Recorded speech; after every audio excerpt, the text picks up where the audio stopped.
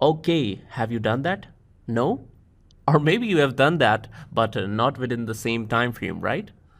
That's because you don't need to write each and everything on Excel by yourself. Excel is for you, not you are for Excel.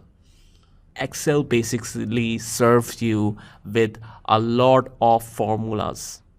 That means for nearly each and every situation, there is a formula. So when I just said that give any random numbers, there is a formula for that equals to rand between equals to rand between.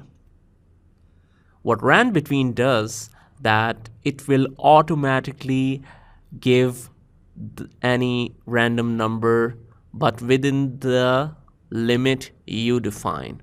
So the bottom limit would be 30, comma, because the tooltip suggests that. And now the top limit is bold, so I have to mention the top limit. What is my limit? 90 maximum marks. And inverted commas, sorry, bracket close. But even if I don't close that, Excel will close it for me. Okay, there's one number, 83.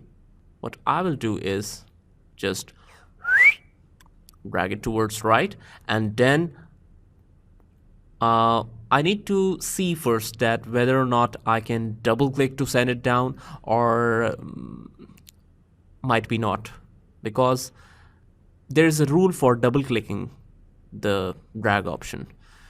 You have to see whether or not your leftmost column is filled with anything or no. So you can see that it is filled with student names.